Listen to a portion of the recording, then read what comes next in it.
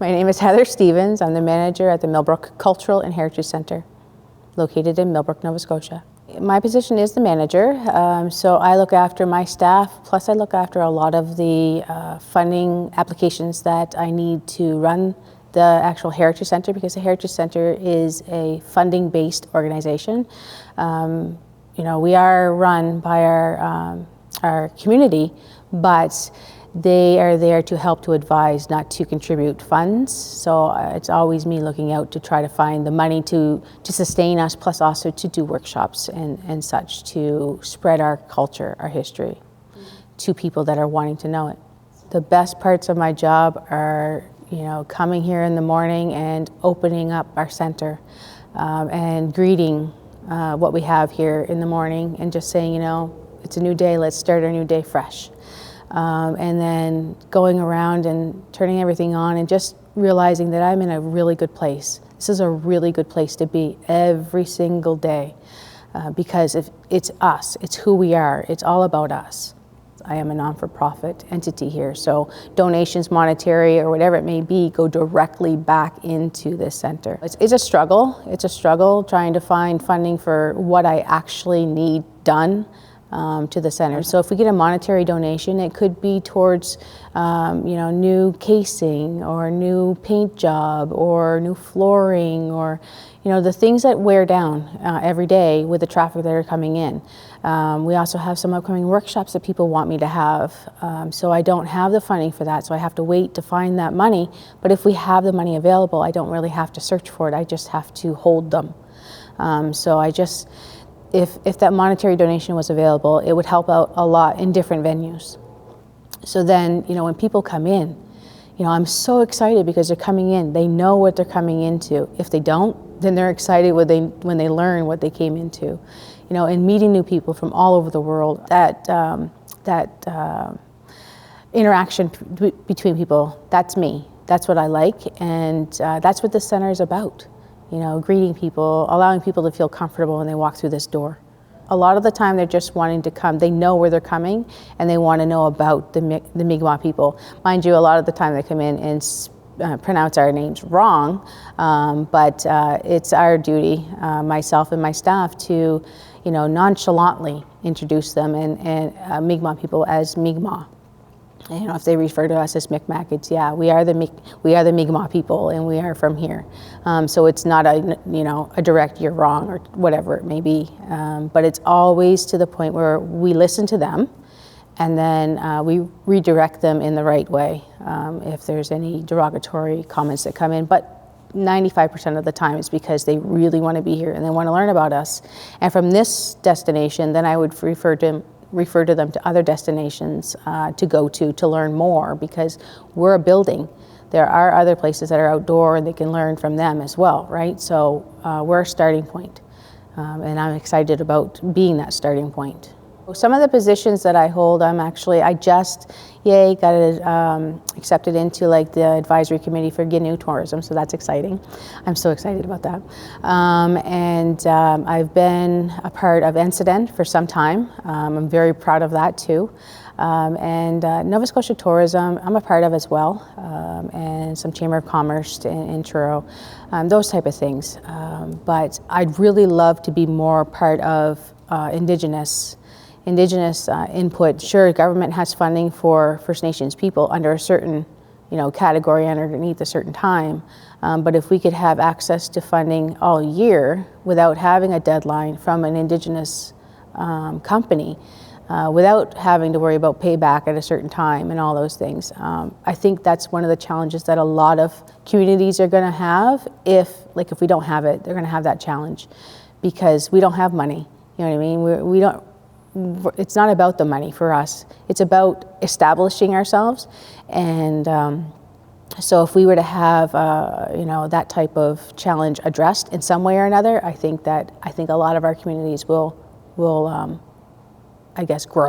grow in the tourism industry, because we need it. But being a part of the boards that I am, I just try to bring my perspective. I've been in this business now from 2012.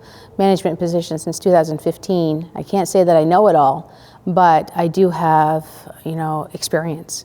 on what our Indigenous people need and how to address it, and having that cultural sensitivity, understanding, and bringing that to the board. And because a lot of the boards don't really think of the Indigenous perspective, they just basically think about the colonial perspective, and not really how we look at things and how we deal with things. And so the overall management is by me. And I have a boss above me, the executive director of Millbrook. Anything that I need over and above my understanding of what I can do here, I then direct it to the executive director. And if she can't answer it, then it goes out to our council. The council is the absolute end of the line for me for those decisions. But normally it's between myself or my executive director where those decisions are made. The business structure, I do have a board of directors, which involves some employees at the band as well as some counselors, and Claire, my executive director. The repatriation happened just this year, but it took me upwards probably about almost 11 years to get it home. But it started way back when. I mean, it started back in like 2000. And so when it started, it was like a glimmer in people's eyes. They were like, whoa, we can get this back. It's in Australia. Let's do this. Let's work together on it. Let's get this done. And then for some reason, I don't really have the actual answers, but I think it's kind of like dissolved because it wasn't like money or interest more than just within the community. I could be wrong, which I probably am. But in 2006 and 2008, it started to come up again. And I've got little documentation on it, on what actually happened. But when I started here in 2012, I was just a co-op student when I started here. I was taking a tourism, hospitality and management course at the community college in Truro here. And so we had a 6-month term that we had to do, and I chose this place because originally I am from the United States. So growing up, my grandfather was a victim of the residential schools, and he really didn't have a whole lot of history to share because he didn't know it. So when we came up here, I didn't know much about myself, much about my culture. And when I had the opportunity to come here and learn about that, I jumped on it. I jumped on it so fast. So when I was here, I did a lot of learning, but what captured my eye was this regalia. This regalia because it's so beautiful. In the display case, it said it was ceremonial clothing and that it was here and all this stuff. But when I looked at the display case, it was just a picture. And I was like, well, what? Why is it just a picture? Because it's stating that it's here. Why is it telling something and I can see something different? So then I went to the management and I probed, because I am one of these people that wants to get answers when I have a question, even if it's just I don't know. So I went to management and asked, and they said, honestly, they said it's none of my business because I am just a co-op student and it doesn't matter to me. So I was like, I was defeated. I felt defeated at that point in time. But then I walked out of that office and I said, it is my business because I am a Mi'kmaq person and I need to know why it's not here. So then I finished out my term here and I finished the tourism management course, graduated, and they actually hired me back full-time here. And I was so excited to do that because that was still my interest. I still wanted to know about that. Then things happened and it dissolved. Prior ownership was between Nova Scotia Tourism, so we did have a visitor information center here. And then we also had a gift shop that was more focused on like tourism-y stuff. So when they dissolved, Millbrook took it over in 2015 and placed me in management position. And when they did, it was like my free-for-all. I was like, no, this is not, I don't think this is what Chief Lawrence Paul wanted for this place. You know, I think his vision was much different than what this place looks like. So I took it upon myself and I removed the Visitor Information Center and I removed all of the trinkets that were for Nova Scotia Tourism. After that, that's when I started to have the time to divulge myself into the regalia and find out why it's not here. So I did. I took it upon myself and I called the Melbourne Museum and I spoke to the Indigenous woman on the Indigenous side of the museum. Her name was Genevieve Greaves. And I just talked to her as if I'm talking to anybody. You know, I'm a Mi'kmaq person from Nova Scotia, you know, what nation are you from? Those type of small talk things. So I wasn't calling for the regalia. I was calling to make a connection because I knew that she was Indigenous, and to do that is what I've been taught and I love, and that's part of our culture, you know, we just kind of connect and we talk. About the third or fourth time I was talking to her, she actually asked me again, what nation are you from? And I said, I'm from the Mi'kmaq Nation in the Atlantic Provinces from Nova Scotia. And she said, you know what, after I left after a couple of conversations we had, I went and I looked because something actually piqued my interest. And I looked and I thought, we do have something from Nova Scotia. And so she said, I just wanted to make sure from you that you were Mi'kmaq from Nova Scotia. I said, yeah, and then she told me what it was. It was this regalia, and oh my gosh, I just freaked when she said it, because I said to her, I said, oh my gosh, you know what? I knew it was down there, but I didn't know if you still had it, type thing. And she said, no, we have it. It's safekeeping, you know. And I said, well, I'd really like to get it home. She says, I can help you with that. And oh my gosh, my heart just sunk. I was like, it sunk, but not really sunk. It was just like unbelievable feeling. I was like, are you serious? This is really gonna happen? So then she actually told me that she was going on maternity leave, and it kind of defeated me there. I was like, okay, so who's gonna take over for you? And it was kind of like 2 or 3 months before I actually had my new contacts. It was 4 beautiful Indigenous women from the same area. And they picked me up, they took me under their wing, and they taught me everything that I needed to know to bring this regalia home to us. And so it was a lot of conversations back and forth. Now with the government, I actually had to ask the government for help because I didn't have the funding, and I knew it was going to take a lot of money to bring it back home. So I didn't even know how to do that because I knew it was the first international repatriation that was going to happen at Nova Scotia. And they didn't have any idea what that meant or what was entailed. So it was a learning curve for the government as well as me. So thank goodness for Melbourne Museum because they've been through this. So they helped me from beginning to end to get this home. But there was a lot of bumps and curves and hills and ditches and all kinds of things that I had to go through, and a lot of banging my head, a lot of tears, a lot of happiness. I had spoke to former MP Bill Casey about the regalia and how it was in Australia. So he developed a private members bill, kind of helping it was like a template for First Nations people to get our artifacts back from North America. So he went in front of the House and he spoke in front of the House. It was like 2 minutes and 34 seconds, and it was passed unanimously in the House, the very first reading. Okay, and then I was invited to go in front of the House and speak to the House on my behalf on why it's important for me. But then I just spoke about my experience with Genevieve and all of these things, right?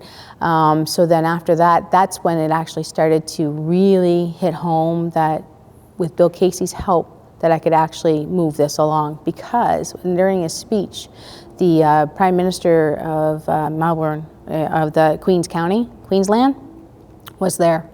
And she was like, okay, I'm gonna help this, I'm gonna make this come home. So it was like all the cards kind of came together, for this to happen. And so just before COVID hit, meaning the ones from Melbourne, there's 4 board of directors that they had to go through to make sure that this was a safe place for it to go. Well, what they did is they actually, all the 4 boards sat together and watched my interview in front of the House of Commons. And they knew just after that it was coming home to the right place. It was coming home to a place that's going to love it, take care of it, and just be around the people that it needs to be. So what they did is they actually kind of tricked me a little bit during our Zoom call. I was talking to them about weather and all that stuff. What's the weather like? And then I'm like, it's dark, it's cold here, and it's spring, but it's not really, that type of thing. And they're like, okay. And I was quiet during our conversation. We're never quiet. I was like, okay, something's going on, something's happening here. And then they said that they had watched my video that was in front of the House, in front of all 4 board of director groups. And I said, okay. And then it was quiet again. I was like, okay, I don't understand why you're quiet. And they're like, well, it's because we watched it and it was passed unanimously that is coming home and it's ready to go. We're sending it home. And did I ever cry and bawl on that Zoom call? It was crazy. And so then COVID hit. And it was like everything stood still, kind of stopped. But our conversation didn't. you know, between myself and Melbourne and myself and the government. It was still going. We were still talking about things and how we're going to do it, how we're going to work it. And then when we got the free and clear, that's when I started the fire under my butt again, and we got it all going together. And I had asked a fellow Mi'kmaq woman from Deanne Sack to come with me. And the reason why I asked her, not only have we been friends for a very, very long time, but she is also a pipe carrier and she knows ceremony. And so, and I knew this was ceremonial clothing, and it was just a good fit. She was a woman, right? Woman going down with me. When we traveled down there, it was like, it was meant to be myself and Deanne to go down there, and it was just monumental when we walked through the door and we seen, it was stored in an orange crate. And when we walked in, I seen the orange crate, and I was just like, orange to us means, you know, missing, you know, to us, you know? And so it, when I went over to the crate, I actually laid on it and says, "You're not missing anymore, I found you." So after we had seen it, what they did is it was in different sections and different boxes inside the crate. So the first box that they grabbed out, and it was the actual jacket, the actual robe, and they put it on a table, and it had a cover on it, so I couldn't see it yet. And then Deanne and I kind of stood together, and they looked at me and they asked me, "Are you ready?" And I'm like, "Are we ready, Dee?" And she's like, "Yeah, we're ready." And as soon as they lifted it up, it was like, I was just like, awe. I was like, holy man, look at this, look at it. And I didn't even ask to touch it, I touched it. I was just, my hands were on it, feeling it and just getting that energy and, you know, all of those things. And Dee's like, "I'm touching it too." I said, "Go ahead, touch it." And then, you know, we kept touching it and feeling it and stuff like that. And I looked up at, her name is Melanie, and I looked up at her and I said, "Is it okay?" She goes, "Yeah, it's yours. Do whatever you want. It's yours. You're taking it home. If you want to touch it, feel it, and understand it, go ahead." So I was like, oh my gosh.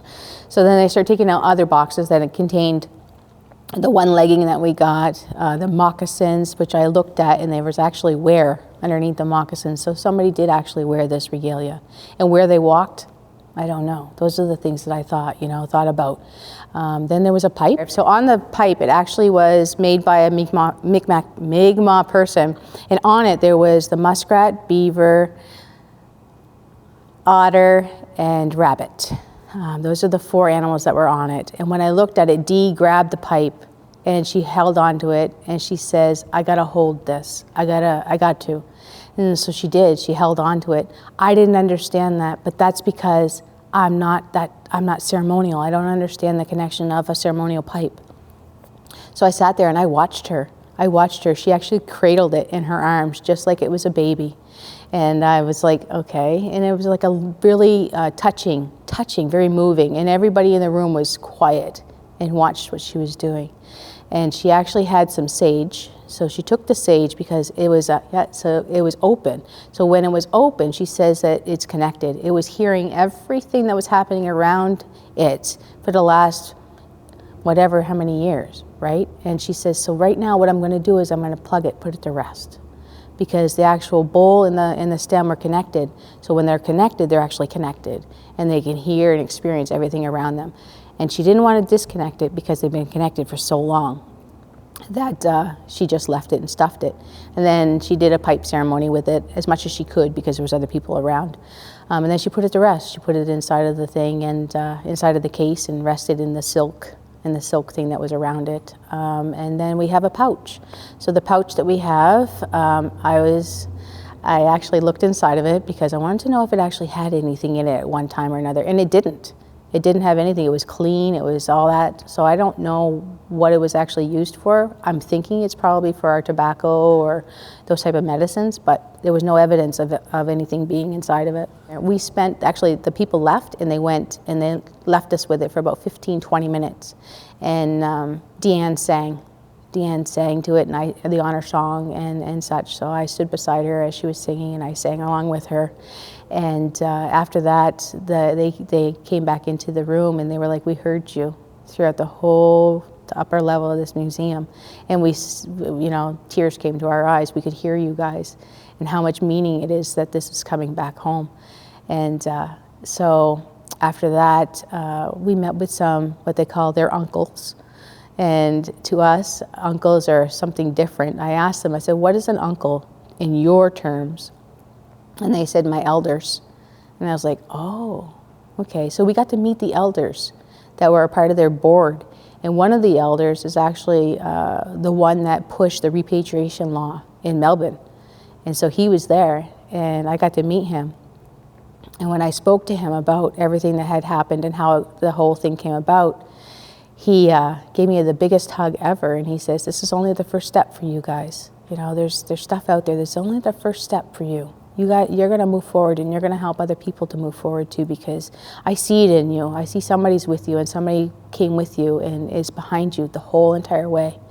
And I was just like in awe and listening to him. So then I was talking to somebody else, and he came back behind me and he tapped me on the shoulder. He says, I'm not done yet. And I said, okay. So I turned around and I looked at him, and he says, you know, I have something in my pocket that I've had with me for my entire, like, I don't know, probably 6-7 years in my pocket. And I said, okay. And he says, I have it with me because it's something that I have in my pocket, because every time I think about something that I'm not going to, in my head, complete or successfully do, I rub this, and it gives me the strength to move on, right? And he said he wants to give it to me. So he gave me it. This is his worry stone. So this actually is about, I don't know exactly what it's made out of. He doesn't know, but inside of it, like here, is where his thumb would have wore down. So I've had it in my pocket ever since I come back from Australia, and that's exactly what I use it for, to give me that strength to say, yes, Heather, you can keep going. You know, believe in yourself. We kind of feasted with them. We had there was a smoke ceremony that we had down there, which is, I was quite taken back, because it's quite similar to our smudge, except they use eucalyptus leaves down there, and they use it in an open fire pit. We don't. We use it in an abalone shell, right? And so when they smudged, they actually went up to the fire pit and they did their feet. Same thing we do, our eyes, ears, mouth, feet, the whole body, right? But it's an open fire pit, and I've never done that before, so I was afraid it was going to fall in. But they just use their medicines, the medicines that are available to them. When it was time for us to go, we went back to the museum, and we gave the regalia some tobacco and all of those things, and said, you know, you're going to have a safe journey. She did another ceremony for it, and it was loaded into a delivery, not really a delivery, it was like a fine arts broker's van, and we traveled with it completely. And so when it was there, they watched it for 24 hours, and then our flight came. They loaded it right off the tarmac, and when they did, they always notified me when it was on the plane, so they took pictures of it, and then they said, yes, Heather, you can board the plane now. Because in my belief, you don't leave things behind. You travel with them, and especially this regalia. This regalia needed us to travel back home with it. And so every step of the way, I had somebody on the tarmac watching it 24 hours. If I wasn't there, they were there. And so when it was loaded, they watched it load, like I said, and they let me know. Well, we went to Dubai. Dubai was a place that was our, I don't know, the flight route. So when we went to Dubai, it was only supposed to be half a day. It was more like almost 3 days that we were there. And it's unfortunate because I had the person on the tarmac, and when we were supposed to board the plane, the people on the tarmac told my guy, there's too much baggage, you can't go on, right? And I was like, oh no. So then the next day we got there. It was in the evening, it was like midnight we get there. And same thing happened. They didn't want it to go onto the plane that day. They had their reasons. We didn't know what the reasons were, but they said, it's not going on the plane, it has to stay here. So me and Deanne were defeated again. Mind you, we were really upset about it. So then the third day comes, and we get to the airport, and of course we're very apprehensive that this is gonna happen or not. So we were up in the lounge waiting, and we kept waiting, and then we actually had somebody come around and say, this flight's boarding, you should board now. And I looked at the woman and I said, unfortunately we can't, not until I get a word that our cargo is on the plane. And she didn't understand what I was talking about. She's like, no, you gotta go. And me and Deanne were like, no, we'll wait. And as soon as we got our phone call, oh my gosh, we screamed so loud saying, we're finally going home. It's loading, we're going. But what happened was our person that we had on the tarmac was talking to a fine jewelry artist that was coming into Canada, and he had a room for the regalia to go onto his pallet. So that's how we got onto the plane, was because he allowed it to go onto his pallet to come back home. So it was so beautiful. And when we landed back home, we landed in, we flew to Toronto, spent the night in Toronto, same thing, supervisory. And then from Toronto, we landed in Halifax.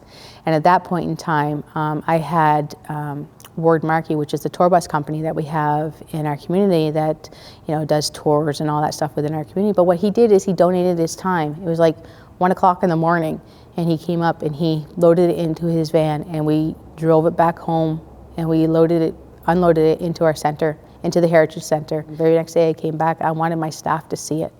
I wanted my staff to see it because it was all bolted and all that stuff in, right? So my staff seen it, and it was just monumental to watch them see it. And because they have been with, Jeff actually has been with me since the very beginning. Renee came in about 7 years ago. So it's like that type of relationship that they had with this. So I wanted them to experience it. And then I opened it up for all First Nations Mi'kmaq people through all Mi'kma'ki to come and experience the regalia before it was put into its display case.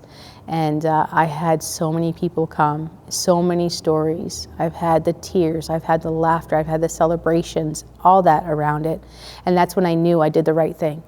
I brought it home, and so having it home, it's just bringing people in left and right because the word has been spreading that this has happened. Very first international repatriation in Nova Scotia, and it's right here in Millbrook First Nation, right? And it's bringing people in to see it. They're like, yeah, when I go in and meet them, I'm like, yeah, what can I do for you today? Oh, I'm just here to see the regalia. And it's like, okay, come on. So I show them and I speak to them about it because it is something monumental. It's wonderful to have for our people. Every day when I walk in, every morning, it's like I have to greet him. I have to greet him and say good morning. Every morning and every night when I leave, I have to say, have a good night. I'll see you in the morning. So the day that she did the pipe ceremony, even way before that, when we opened the box, it was like a release, like something in the regalia had released and allowed us to experience him. It was like a feeling of relief. I'm here, you've got me, I feel like I'm safe.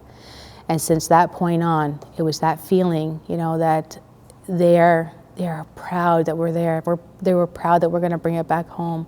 The regalia itself, the spirit within it, the spirit within the regalia is alive and there and wanting to share with us, how proud he is and such. So.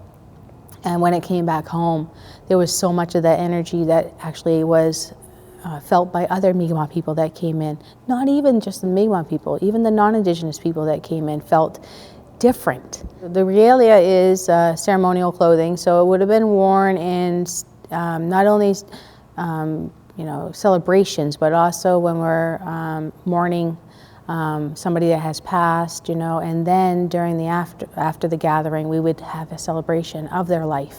So it would always be worn when there was an important thing happening within our encampment or whatever it may be. They would wear that because they were the person that holds the knowledge, holds the spirit, holds that type of thing. And they were the ones that we knew that if they were there with the regalia on, they were there because we needed them to be there. So that's the importance of that regalia or any ceremonial regalia that a man wears. Back then, that was made in 1842, so a very long time, over 180 some years ago, and it's in pristine condition. Okay, so the challenge of running this center, there are a number of different ones. One I had mentioned earlier was the ability to access funding when needed for Indigenous heritage centers. There's funding out there, but not targeted towards what we need here.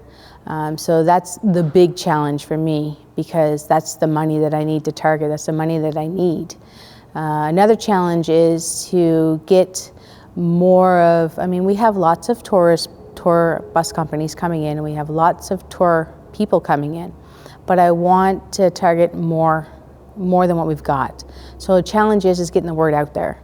And there's only so many ways that we can do that. You know, we can advertise. A lot of it was by word of mouth, but the challenge is to have that captive audience saying, yes, I want to do something that has something to do with Indigenous people. I want to learn that. But where are we going to do that other than, you know, our limited platforms that we have? I think that if we had a challenge, that is a big challenge. If we had a place that we could actually advertise where these places are and more of what we, you know, personal interviews on what we do there, because just reading something isn't going to give you a feeling of what you're going to feel when you walk into a heritage center. And so having that available for people to understand and feel, I think that's going to draw more people in. But we don't have access to stuff like that. Having a website just dedicated to, you know, Indigenous tourism in the Atlantic Canada, in Mi'kmaq, you know, we don't have that. And to have that, I think that would bring a lot more to not only this center, but a lot more support for other communities to have a center. So the tourism industry is like 95 to 97% important to this center. They're the ones that bring in the money that we need to keep running, you know, and it brings that you know, yeah, it's just monetary money into our museum, plus our gift shop, you know, and it starts to, you know, spread the word. We get more people in. So I mean, if we didn't have the people, we wouldn't have our heritage center, you know. So it's all about the people. It's all about the tourism industry itself to grasp a hold of what we offer here and come in and experience it. The tour operators are very, very important to this. When we first started out in 2015, we only had a couple tour buses that came in because of the way that it was run before 2015. A lot of the tour bus companies didn't like it because it was very structured. They didn't really get a whole lot of experience for the Indigenous people, for us, for our Mi'kmaq people. So a lot of them kind of went away from the center. So in 2015, we had those 2 tour bus companies still coming in, and after that, it was just like, it was like a snowball effect. It was word of mouth from them. Really, they just went and talked to other tour directors, other tour bus companies, and the tour bus companies were coming to us. So honestly, I didn't do a whole lot of advertising when it came to tour bus companies. They came to us and asked for our business and what we can do and what the itinerary is. So it was just word of mouth.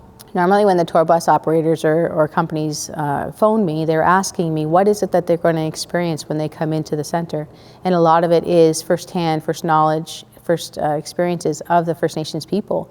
You know, it's going to be raw, real, and whatever it is that the guest wants to experience, it's going to be there because it's coming from an Indigenous perspective. You know, we have our history here and we want to share it. And it sells them on the fact that it's all run by Indigenous people, and that you know, we're gonna represent ourselves to these people. Yeah. So one of the main things that me and my staff are well aware of, and because we are First Nations people, we don't want to, you know, share our ceremonies. We don't want to share that information because it's ours, and we don't want anybody to take that and use it otherwise. So our ceremonies are sacred. We don't share them. Sometimes we would share a smudge, but it would be just so that they could experience what we're doing, how we're doing it, what the use of it is. But other than that, everything else is, you know, we touch on it, we say what they're for, but we don't go any further than, you know, the minimal amount of information, because we want to keep what's ours, you know. Well, in our gift shop, we try not to sell our medicines either. Like eagle feathers are protected. I can't say whether or not, honestly, I will not sell eagle feathers that even have beadwork on it. It's just my belief in what an eagle feather means to our people, and it's ours. It's, you know, having a non-Indigenous person have an eagle feather, it's like wrong in my head, because they're so meaningful to us. In medicines, we've never sold medicines ever in our life. We should never have sold them. And people selling them now, it's because they're wanting that money. They're money hungry. So when people come in here and ask for medicines, I give them some medicines. I have the medicines here in the center. And I say, I don't want monetary. I just want you to understand what these medicines stand for and such. So I give them to them in a red cloth, and because I know that what they're going to use them for. A lot of them are for gifts to presenters, ILNU presenters. So I know what the intent is.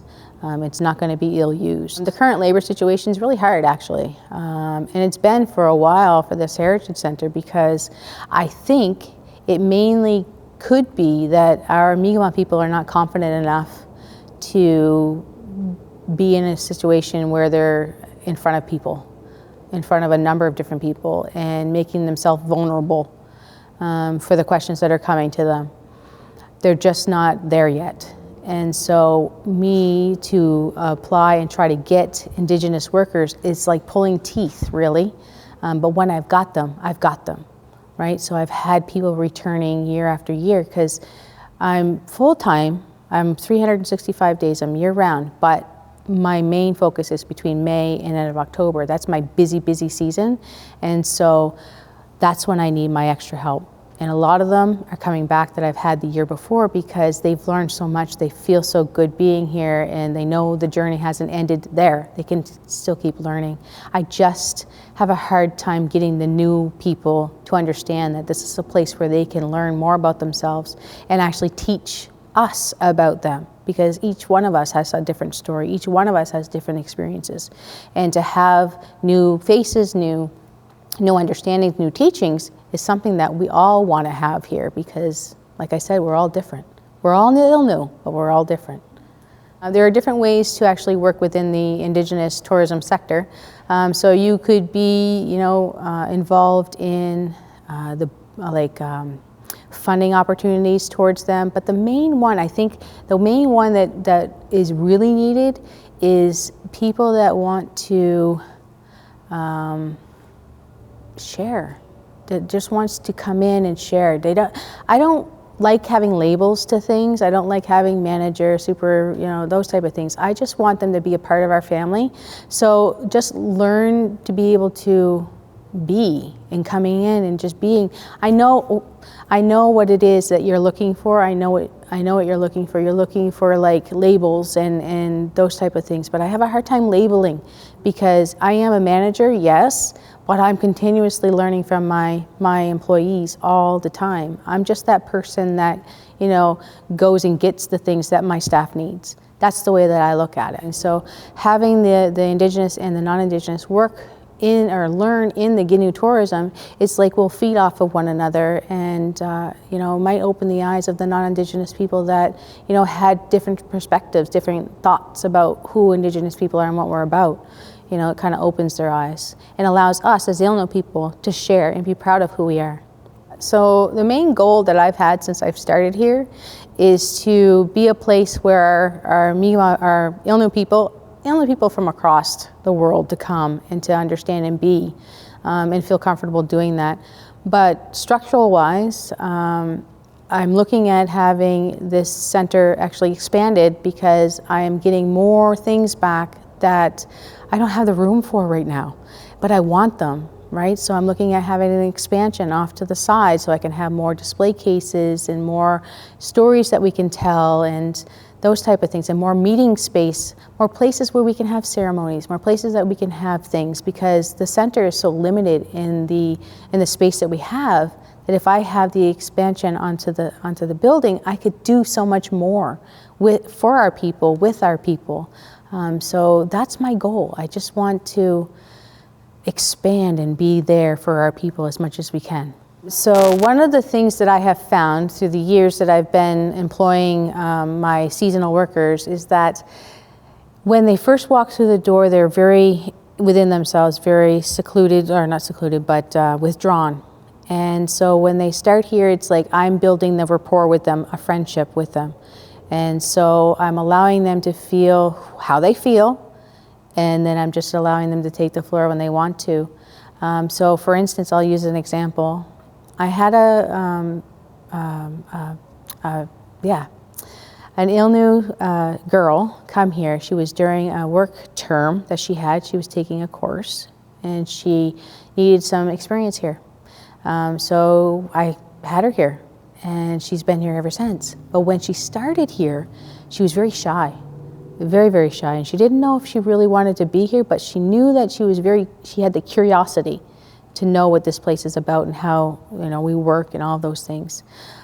So I started her out very slowly, you know, and as we built a relationship, as she followed along with us and learned what it is that we do, you know, I let it be her decision on whether or not and when she wanted to speak to people about different things.